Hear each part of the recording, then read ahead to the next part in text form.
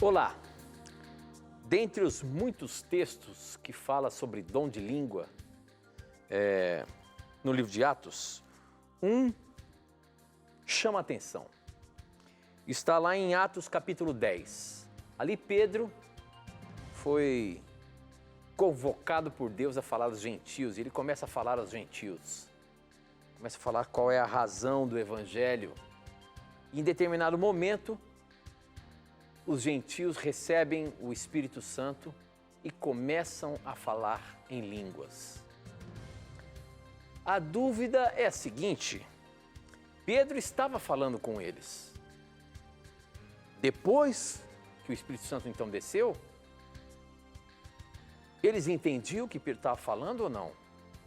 Se eles entendiam, por não ser judeus, qual é o real sentido do dom de línguas? Qual é o real sentido do Espírito Santo descer ali para os gentios e eles começarem a falar em línguas? Esta e muitas outras questões você vai acompanhar agora. Está apenas começando. Na mira da verdade.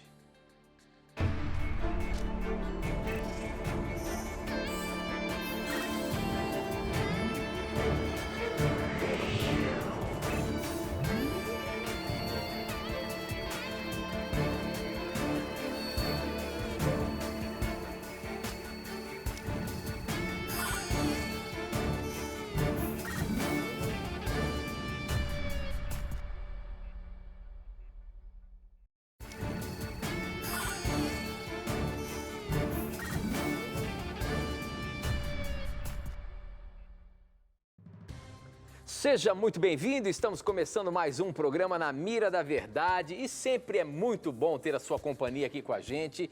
Muito obrigado pelo carinho da sua audiência, muito obrigado por você estar aí para fazer o programa acontecer, né? Afinal de contas, a gente sempre diz aqui, as suas perguntas, os seus questionamentos é que fazem acontecer o programa e muitas pessoas têm a chance de aprender mais e mais. E você, talvez que está assistindo aí, com certeza tem uma dúvida e aí você tem como mandar para a gente aqui, nós vamos tentar responder a sua dúvida apenas baseando-se na palavra de Deus. Então, não tenha preconceitos, pergunte o que você quiser. Se você tem algum questionamento, se você tem alguma dúvida com relação à palavra de Deus, com relação à religião, o que a Bíblia pode orientar, mande para a gente. Você tem várias formas de mandar a sua pergunta, que daqui a pouquinho eu vou falar para você.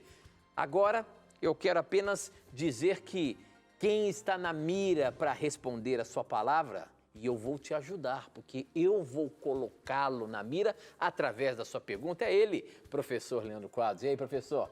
Mais uma vez, estamos aqui para fazer esse programa que com certeza tem tirado muitas dúvidas, não é?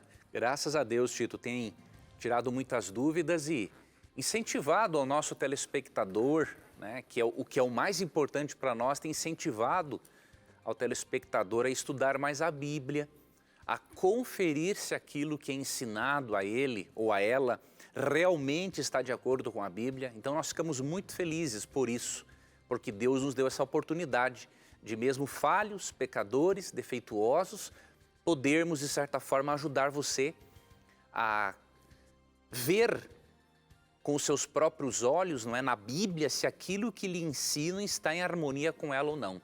Então eu tenho a convicção profunda, né, de que todas as pessoas sinceras, independente da religião a qual pertençam, que têm o coração aberto a Deus, Deus vai mostrar para elas aquilo que é realmente verdadeiro, né? Jesus promete isso em João 7,17. Ele diz assim que aquele que quiser fazer a vontade de Deus, conhecerá a respeito da doutrina, se ela é de Deus ou se falo por mim mesmo. Então, motivados nisso, nós queremos que você faça a sua sincera pergunta, porque sendo uma pessoa sincera, Deus não vai deixar você sem respostas. É isso mesmo, professor. Eu estava procurando aqui, que eu vi ainda há pouco, como nós falamos ali, o privilégio que a gente tem de fazer esse programa já há tanto tempo, né?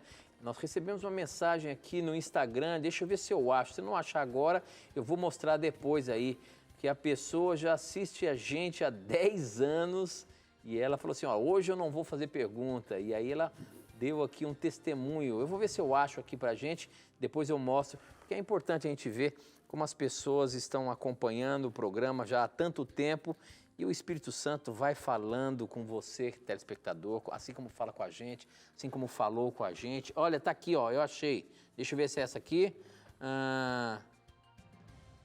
É isso aqui, ó. Vou até falar aqui, ó. Quem mandou é o Anderson Veloso. Ele diz o seguinte: eu não quero enviar pergunta, mas contar uma história. Cerca de 10 anos atrás, olha só que legal, professor.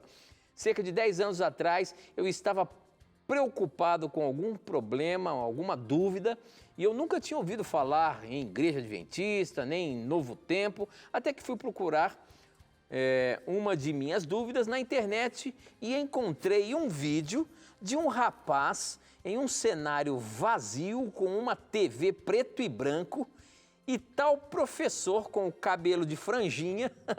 10 anos depois estou eu aqui. Sou diretor de um grupo da Igreja Adventista do Sétimo Dia e de um clube de aventureiros na minha cidade. Tudo começou com vocês. Sou grato pelo programa e quem sabe um dia a gente se encontre pessoalmente para dar um abraço, se não for aqui, lá no céu com certeza. Obrigado, Anderson, obrigado pelo seu carinho e realmente faz tempo, né, professor?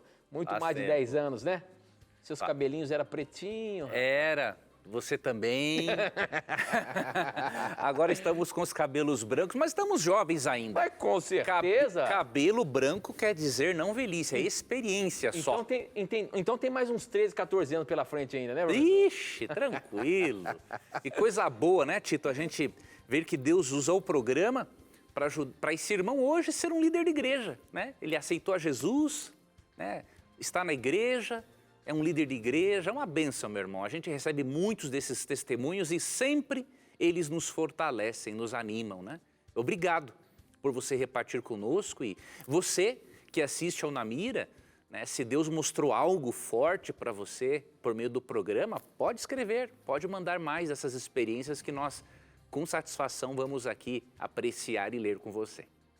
Obrigado pelo carinho, você, telespectador, que sempre quando nos encontra aí também pela rua, quantas e quantas pessoas, né, professor, que a gente encontra na rua aí e sempre tem uma palavra de agradecimento. Nós é que agradecemos a você, telespectador, que está aqui sempre com a gente, para juntos estudarmos a palavra de Deus. E hoje eu abri o assunto sobre um tema que é bastante comum na igreja protestante, na igreja evangélica, sobre o dom de línguas. E às vezes a gente tem explicado aqui o real sentido do dom de línguas. E esse texto de Atos 10, né, acaba trazendo, quem sabe, algumas dúvidas, porque Pedro foi levado a falar aos gentios, começa a pregar ali, falar do evangelho, e de repente o Espírito Santo cai sobre os gentios e eles começam a falar em língua. Mas se todos que estavam ali talvez estavam entendendo o idioma dele, qual o porquê do dom de línguas, o derramamento do Espírito Santo ali? Essa é a questão, professor. Quem mandou foi o Lucas. E ele escreveu da seguinte forma, lá em Atos 10, quando o Espírito Santo cai sobre os gentios e estes falaram em línguas, como é que Pedro estava se comunicando com aqueles que não falavam seu idioma, se ainda não tinha havido a manifestação do Espírito? E se, por outro lado, eles já entendiam o que Pedro falava, por que foi necessário haver a manifestação do dom de línguas? Essa é a questão, professor. Como é que fica o dom de línguas em Atos 10 aqui? Em primeiro lugar, respondendo à primeira parte da pergunta, nós temos que lembrar que havia um idioma comum, né, entre todos, que era o chamado grego koiné. Né? O que é o grego koiné? O grego koiné é o grego comum, o grego do povo. Então, vários gentios, assim como os judeus, conheciam este grego koiné. Então, havia a possibilidade, né, de uma comunicação entre eles. Então, esse é o primeiro ponto.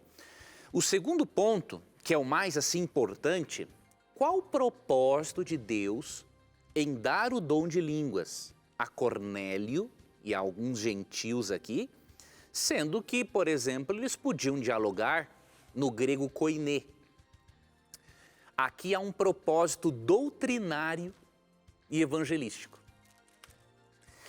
Olha o contexto. Quando Pedro foi chamado, né, um anjo apareceu a Cornélio e pediu que enviasse emissários até Pedro para que Pedro viesse e pregasse o evangelho para ele.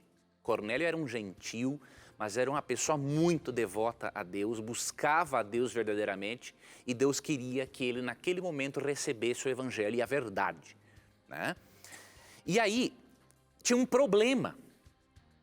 Os apóstolos na época não tinham ainda um conhecimento mais amplo da verdade. Eles pensavam que só quem fosse judeu ou viesse a se tornar judeu, né, ele seria salvo. Então, eles tinham uma barreira muito grande para falar com o não-judeu. Tanto que no capítulo 10, verso 28, quando Pedro chega até Cornélio e aos demais gentios, ele diz assim, ó: vós bem sabeis que é proibido a um judeu ajuntar-se ou mesmo aproximar-se de alguém de outra raça.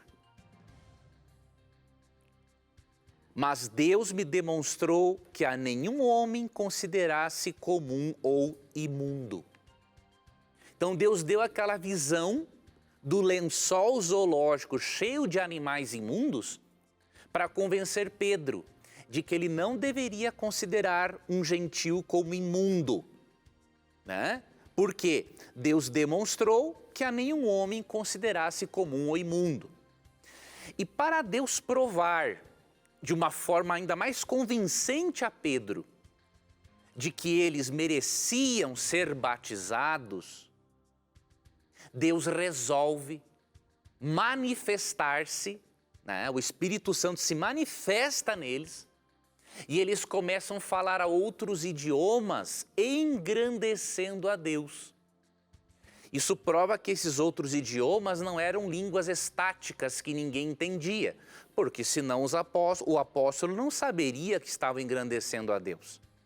Então vamos ler aqui o contexto para você ver o propósito desse dom de línguas aqui, verso 44 a 48. Ainda Pedro falava estas coisas quando caiu o Espírito Santo sobre todos os que ouviam a palavra. E os fiéis que eram da circuncisão, ou seja, os judeus, não é? Que vieram com Pedro, admiraram-se, porque também sobre os gentios foi derramado o dom do Espírito Santo. Ou seja, para eles era algo admirável, porque se só quem fosse judeu seria salvo, como que o Espírito Santo é derramado sobre o não-judeu? E aí segue: pois os ouviam falando em línguas e engrandecendo a Deus. Então perguntou Pedro: porventura pode alguém recusar a água para que não sejam batizados esses que, assim como nós, receberam o Espírito Santo? Essa palavra, assim como nós, é fundamental da interpretação do texto. Como que os apóstolos receberam o dom de línguas? Em Atos 2.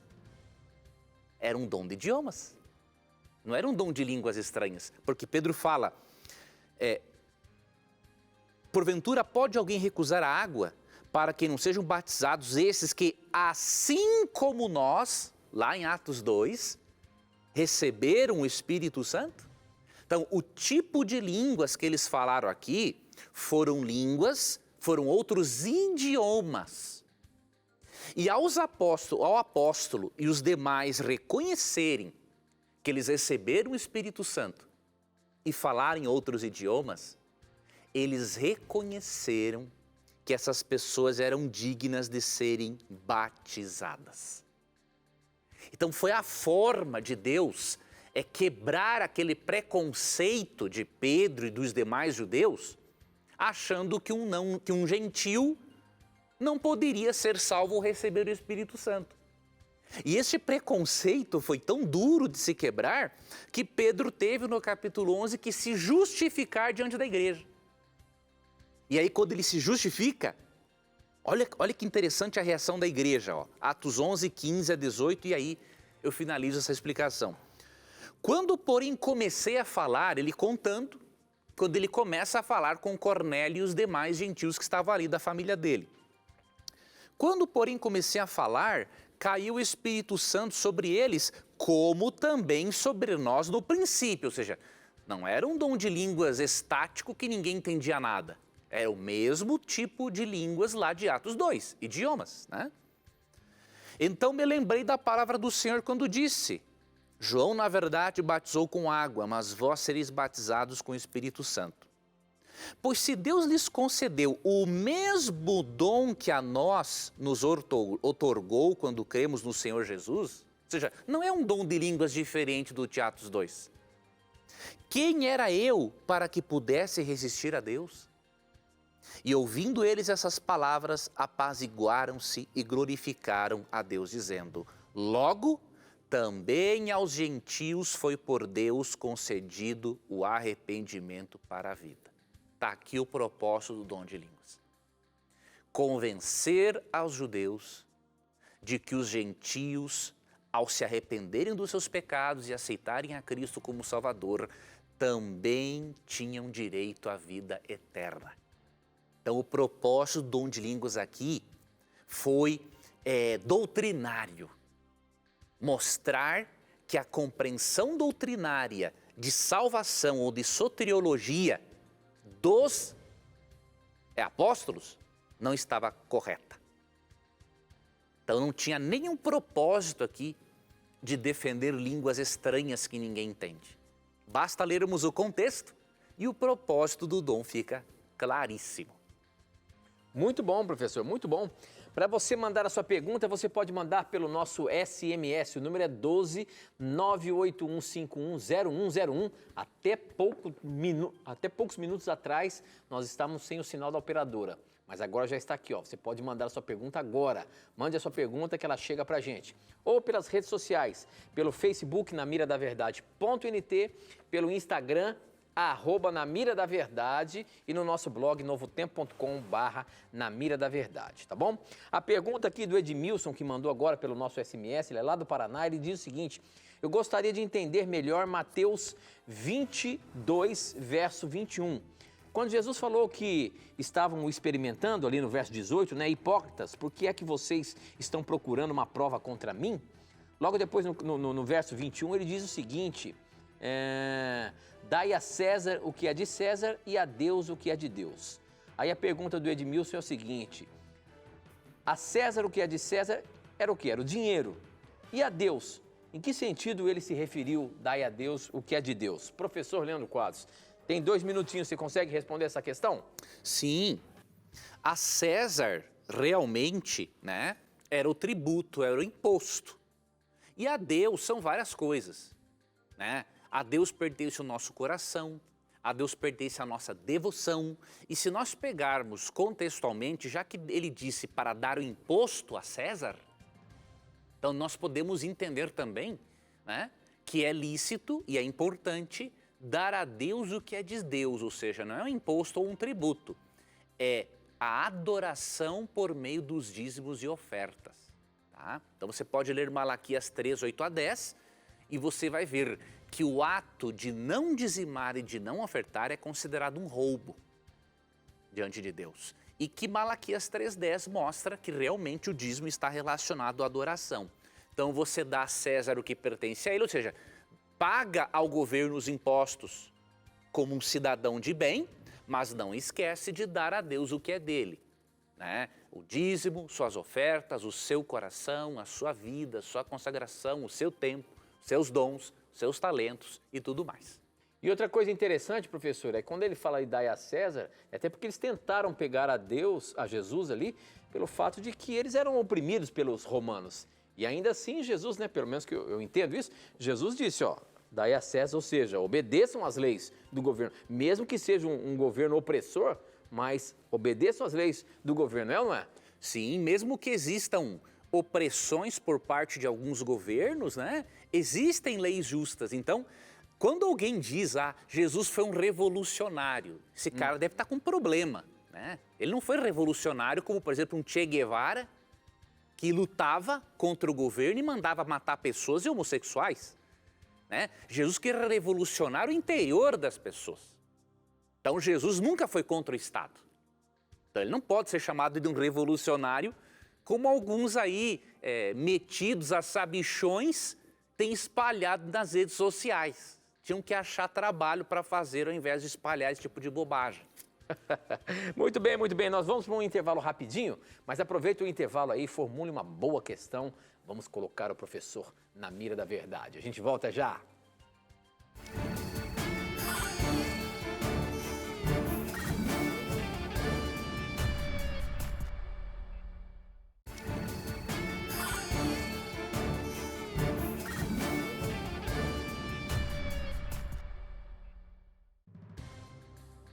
Estamos de volta agora ao vivo, é um prazer muito grande ter a sua companhia. E a pergunta que chegou aqui no nosso SMS, quem mandou foi o Edivaldo de Feira de Santana, na Bahia.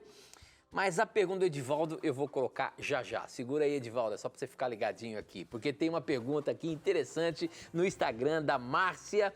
E a Márcia, ela pergunta o seguinte: sinto que não estou dando a atenção e o amor necessário à minha mãe. Por diferenças religiosas, nós discordamos em muita coisa. Ela por ser católica e eu por ser protestante.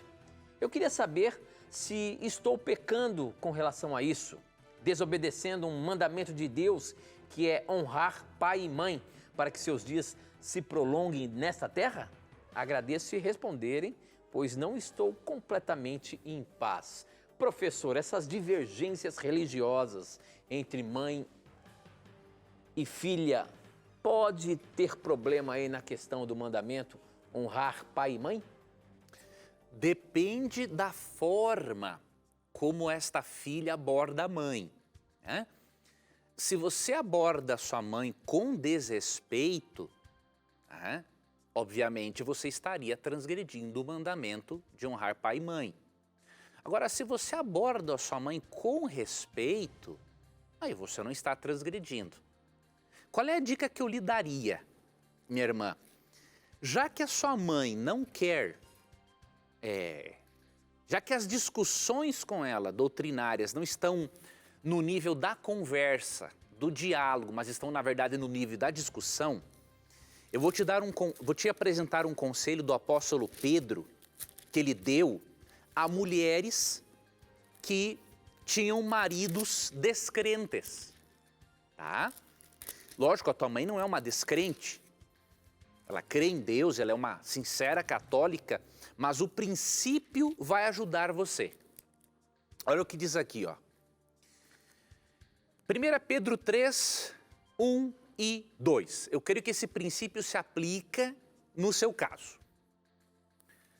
O texto diz assim: mulheres, sede vós igualmente submissos a vosso próprio marido, para que, se ele ainda não obedece à palavra, vamos aplicar esse texto, se a sua mãe ainda não obedece à palavra de Deus como deveria, né, seja ganha, vou adaptar para ela, sem palavra alguma, por meio do procedimento de sua filha. Estou aqui adaptando o texto fala aqui, o marido ser ganho pelo procedimento da esposa. Então, para a irmã, eu estou adaptando, ó. Se ela não quer, se ela não obedece à palavra, seja ganha sem palavra alguma, por meio do procedimento da sua filha, a observar o vosso honesto comportamento cheio de temor, ou cheio de respeito. Então, percebe-se que no nível, o nível de conversa de vocês não está legal, né? Vocês não estão conseguindo discutir ideias sem levar para o campo pessoal e familiar. Então isso não é saudável. Então você tem que mudar a sua estratégia. Pare de falar com ela sobre assuntos a não ser que ela queira, tá? Se ela der uma oportunidade, você introduz um conceito diferente do que ela crê, óbvio, mas de acordo com a Bíblia, com respeito e carinho. Mas agora a sua principal missão é ganhar a sua mãe pelo seu comportamento, pela maneira como você a trata. Esse vai ser o maior sermão que você poderá pregar à sua mãe, ou seja, mostrar a ela que apesar de você não crer nas doutrinas que ela crê, você a ama, você a respeita e você é paciente com ela. Então leia 1 Pedro 3, 1 e 2, reflita, ore a respeito desse texto e Deus vai dar a você a sabedoria necessária para alcançar a sua mãe com as demais verdades das Escrituras. Muito bem, professor. Olha só, agora a pergunta do Edivaldo aqui. A pergunta do Edivaldo é a seguinte. Boa noite. A Igreja Adventista do Sétimo Dia aceita participar da Santa Ceia sem ser batizado? Até porque, em Atos 2, verso 38, a Igreja Primitiva mostra primeiro a aceitação do batismo para depois participar da Santa Ceia. Professor Leandro Quadros, como é que é isso? Uma pessoa sem ser batizada na igreja não pode participar da Santa Ceia, de acordo com Atos 2 aí? Não, na verdade, quando nós lemos Atos 2, nós não podemos interpretar aquilo como um ensino, né? De que, por exemplo, você só participa da Santa Ceia se você é batizado. Não é esse o objetivo. Até porque o verso 38 não fala isso, viu, professor? Ali diz ali, arrependei-vos e cada um de vós seja batizado. Pedro está fazendo ali um apelo, né? Para que aqueles que estão ouvindo o seu sermão se convertam. Lógico, depois você vê cristãos participando da ceia, mas não quer dizer que tenha que ser essa sequência. Nós cremos que, como a Bíblia não é clara a respeito, cada igreja é livre para decidir por si mesma, né? Aquilo que melhor se adequa à sua realidade, porque isso não é um assunto claro na Bíblia. Né? Não tem algo assim claro dizendo em que momento a pessoa participa da ceia. A Bíblia proíbe o participar na ceia, em 1 Coríntios 11, quando a pessoa não examina-se a si mesma. Não examina o que ela tem que melhorar, no que ela tem que pedir perdão, quando ela não discerne daquela cerimônia, não discerne o porquê daquela cerimônia importante. A Bíblia é contra isso. Agora, nós, por exemplo, adventistas do sétimo dia, cremos o seguinte, que se uma pessoa não batizada, ela entende o significado da Santa Ceia, que é uma recordação do sacrifício, da morte, da ressurreição e da segunda vinda de Jesus, nós cremos que é uma oportunidade evangelística. Deixar a pessoa participar disso, se ela tem o conhecimento disso. Ela não pode tomar a Santa Ceia sem esse conhecimento. Então eu sei de vários casos, de pessoas que foram tão impactadas pela Santa Ceia, que depois decidiram aceitar a Jesus pelo batismo. Se o Espírito Santo não estivesse direcionando isso, com certeza essas pessoas não teriam sido batizadas depois.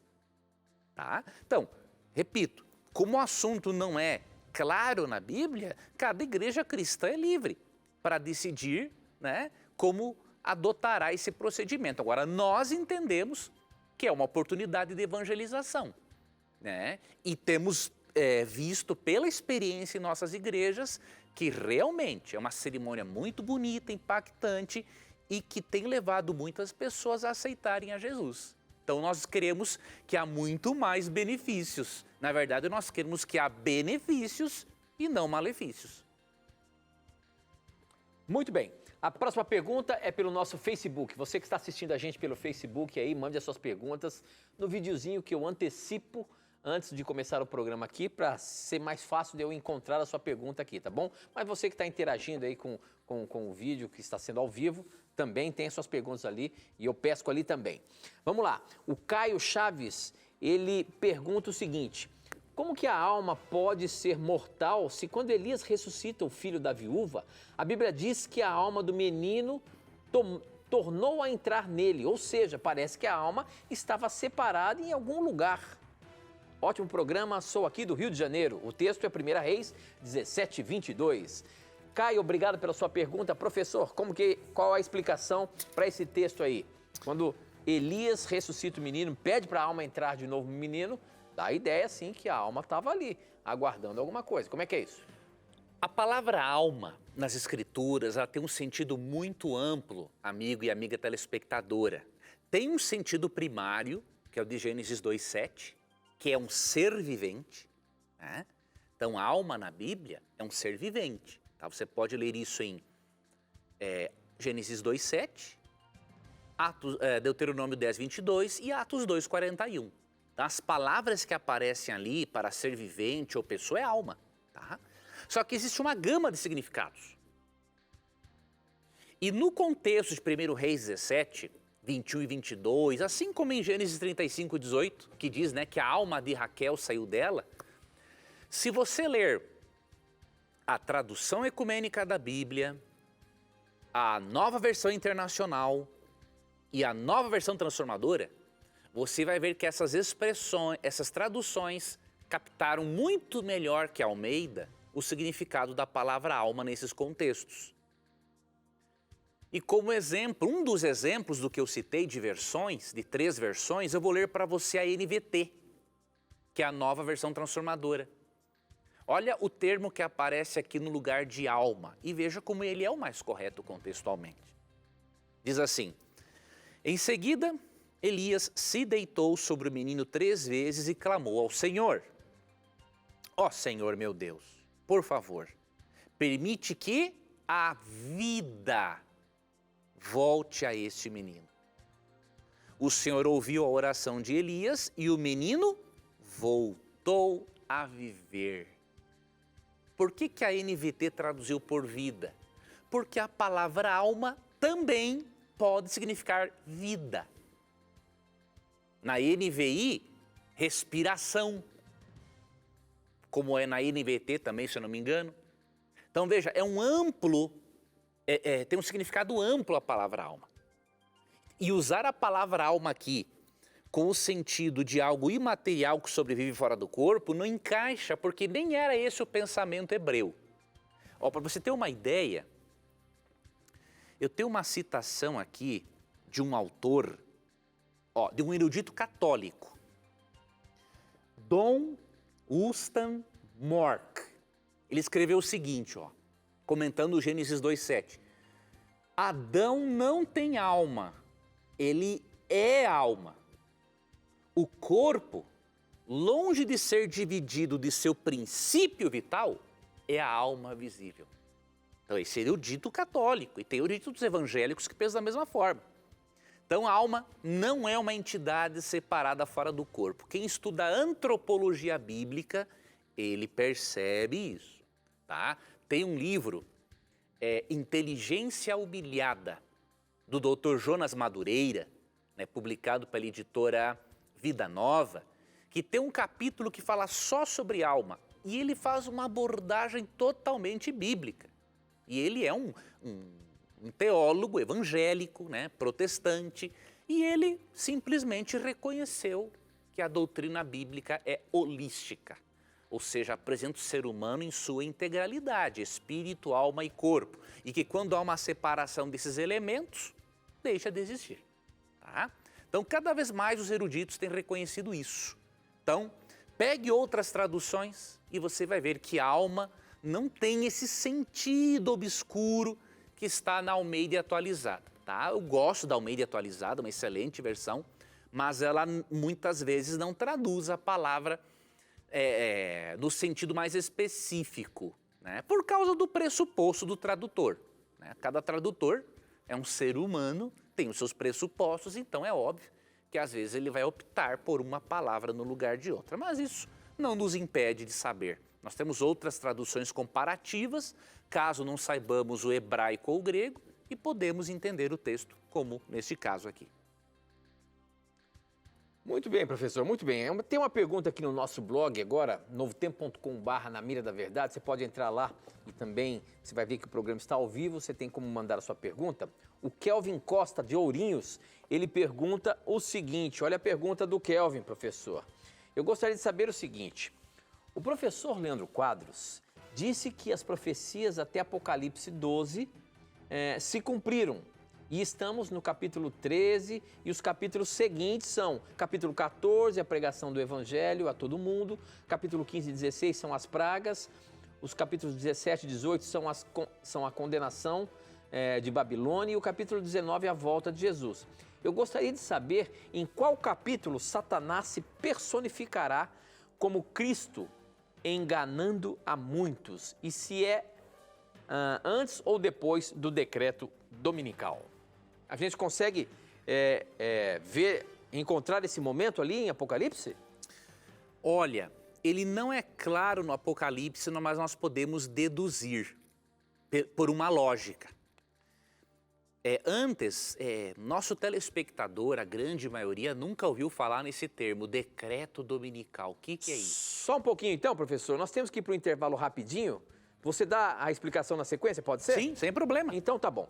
Nós temos que ir para o intervalo, mas eu queria dizer para você que você pode pedir agora mesmo no intervalo aí o curso bíblico Verdades para o Tempo do Fim.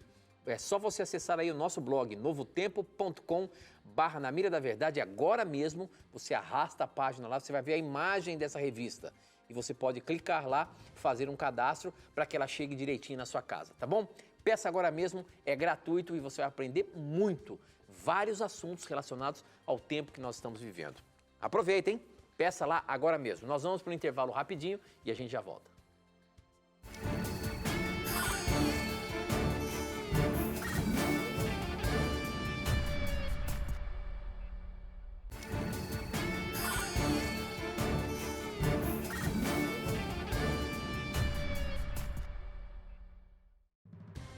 A pergunta do Kelvin é baseada no livro de Apocalipse, nos capítulos a partir do do capítulo 13 até o 19, onde ele diz que o professor Leandro já afirmou que as profecias até o capítulo 12 já se cumpriram e que a partir de agora o 13, o 14, o 15, 16 até o 19 são os momentos que nós estamos vivendo e o que vai acontecer ainda, a pregação do evangelho e tudo mais. E ele diz, e ele pergunta ali sobre a personificação de Satanás. E se isso vai acontecer depois do decreto de morte ali, o decreto dominical. E aí, professor, você estava explicando como é que é isso, personificação de Satanás, isso vai acontecer? Veja, aqui em 2 Tessalonicenses, capítulo 2, versos 8 e 9, nós entendemos por esses textos que um dia Cristo imitará a volta de Cristo. Satanás imitará a volta de Cristo. Isso, Satanás imitará a volta de Cristo. Então, falando aqui do homem da iniquidade, né, diz assim: então será de fato revelado o iníquo, a quem o Senhor Jesus matará com o sopro de sua boca e o destruirá pela manifestação de sua vinda. Ora, o aparecimento do iníquo é segundo a eficácia de Satanás, com todo o poder e sinais e prodígios de mentira, e com todo o engano de injustiça aos que perecem, porque não acolheram o amor da verdade para serem salvos. Por que nós chegamos a uma conclusão nesse texto de que o homem da iniquidade, né, que o iníquo por excelência é Satanás, não é? E ele usa agentes humanos. A palavra aparecimento aqui no verso 9, quando fala o aparecimento do iníquo, é a palavra parousia. Essa palavra parousia é a mesma palavra para a vinda de Cristo, para a presença e vinda de Cristo. Não é uma presença secreta, né? É para a presença gloriosa de Cristo nas nuvens dos céus. Então, o uso dessa palavra nos dá a entender de que realmente Satanás, um dos seus últimos enganos será imitar a volta de Cristo. Eu não vou entrar em detalhes sobre Apocalipse 13, né? Sobre decreto dominical, mas em resumo, depois eu vou indicar algumas obras para o nosso telespectador. Decreto dominical será um decreto obrigando a todos os cristãos a observarem o domingo como dia de guarda no lugar do sábado. Nós chegamos a essa conclusão pelo texto bíblico, por exemplo, Ezequiel capítulo 20, versos 12 e 20, mostra que o selo de Deus, que o mostra como Criador, é o sábado, e Apocalipse 14, 7 é um convite nos últimos dias para que se guarde o sábado e não receba o sinal da besta. Então, se o selo de Deus escatológico, né, hoje o selo de Deus tem um selo que é o Espírito Santo, que nos dá a garantia da salvação, e há o selo escatológico do sábado, né? Então, se o sábado será um selo escatológico para identificar os verdadeiros adoradores, nós cremos que o selo da besta será uma contrafação. Então haverá um decreto obrigando os cristãos a guardarem um falso dia de guarda no lugar do sábado, tá? Então eu recomendo que você leia esta obra aqui, O Último Império, tá? A Nova Ordem Mundial e a Contrafação do Reino de Deus. É uma obra de Vanderlei Dornelles. Você vai ver aqui na sua tela, no GC, o endereço da editora Casa Publicadora Brasileira, para você adquirir este livro. Você pode adquirir um outro livro também intitulado Apocalipse 13, de Mervyn Moore, que é da mesma editora. E este livro aqui, O Grande Conflito de Ellen White, você pode ler mais especificamente os capítulos 25, capítulo 35 e também o capítulo 38, que fala sobre esse decreto dominical, tanto à luz da Bíblia quanto à luz do historicismo, né, que é o método de interpretação das profecias. Com base nisso, há uma lógica, né? Se vai haver, obviamente, uma contrafação da segunda vinda de Cristo e um falso sinal de adoração, nós podemos concluir, né, que este aparecimento, esta personificação da segunda vinda de Cristo, né, por parte de Satanás, possivelmente será após o decreto dominical, porque ele vai aparecer dizendo o seguinte, que o dia verdadeiro de guarda é o domingo e não o sábado. Então é mais lógico crermos que será esta a sequência, né? A Bíblia não fala de forma direta, mas analisando esses eventos, nós podemos chegar a esta conclusão, né? Alguns pensam que pode ser antes, que ele poderia fazer, digamos assim, a preparação para a aceitação do domingo. Mas é possível também que seja depois, para confirmar, né, aquilo que as duas bestas do Apocalipse impuseram, né, que é a observância de um falso sábado. Então esse é um assunto bem amplo, ele não é bem conhecido por nossos irmãos evangélicos, católicos. Esse é um assunto mais, obviamente, faz parte do meio adventista. Então por isso que eu apresentei de forma bem resumida, indiquei alguns livros caso o nosso telespectador queira se aprofundar neste assunto. Muito bem, professor, muito bem. Nós temos agora um dos nossos telespectadores que mandou a sua pergunta em vídeo. E eu queria pedir que colocasse o vídeo aí do seu Francisco. Vamos lá. Gostaria de fazer uma pergunta. Sou ouvinte do seu programa, Mira da Verdade, creio nos mandamentos de Deus e que Jesus não aboliu a lei moral, mas sobre a guarda do sábado, que vocês ensinam. Não entra em contradição com Atos 15, 19 e 20? Irmão Francisco, olha, eu estava aqui abrindo o texto e eu quero lhe agradecer por essa pergunta porque ela é muito boa. Por quê? Muitos cristãos acham, né, que pelo fato de o sábado não estar presente nas orientações dadas pela Igreja de Jerusalém aos gentios, isso indica que o sábado não era mais relevante para eles. Só que este argumento, ele é absurdo e eu vou lhe mostrar o porquê. Primeiro, vamos ler as orientações dadas aos gentios pela Igreja de Jerusalém. Atos 15, 28 e 29. Pois pareceu bem ao Espírito e a nós não vos impor maior encargo além destas coisas essenciais, que vos abstenhais das coisas sacrificadas a ídolos, bem como do sangue, de carnes de animais sufocados e das relações sexuais ilícitas. Destas coisas fareis bem se vos guardardes saúde. Então qual é a conclusão de muitos? Já que o sábado não se encontra aqui entre os encargos essenciais, então o sábado foi abolido. Só que isso é um argumento muito fraco, porque se nós argumentarmos dessa forma, temos que crer também que o dízimo foi abolido. Porque os gentios não foram orientados aqui a dar o dízimo.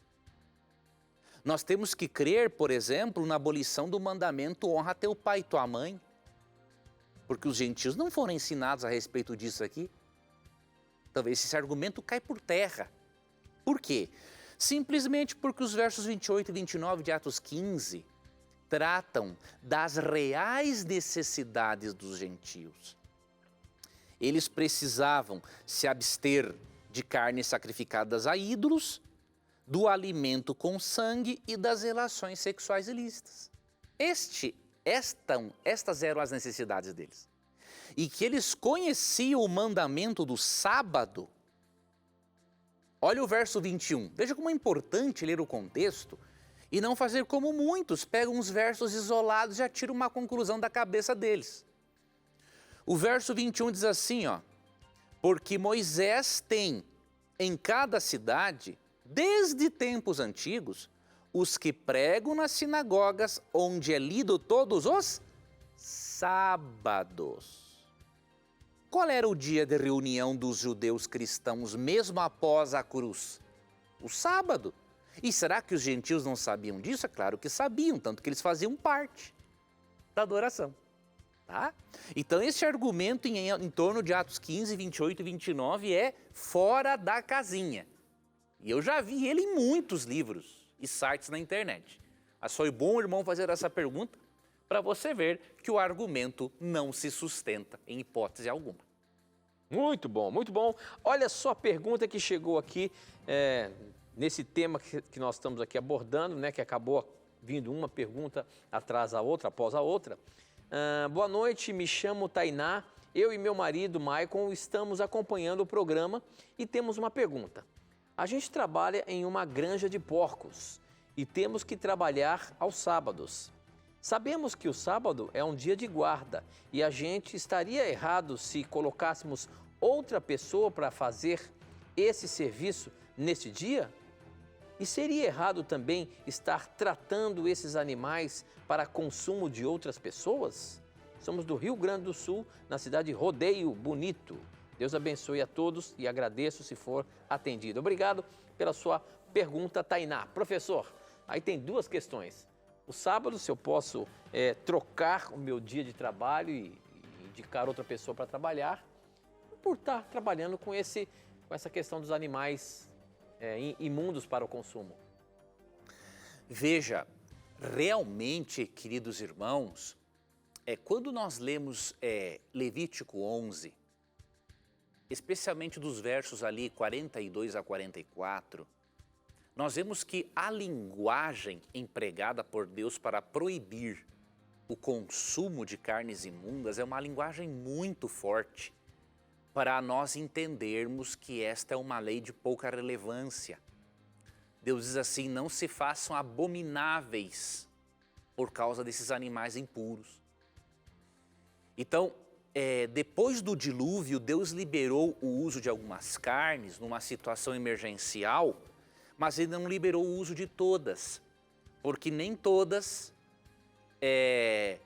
fariam, diríamos assim, bem para o organismo humano, especialmente animais que são lixeiros da natureza, como peixes de couro, né? Crustáceos e o porco, né? Entre outros animais.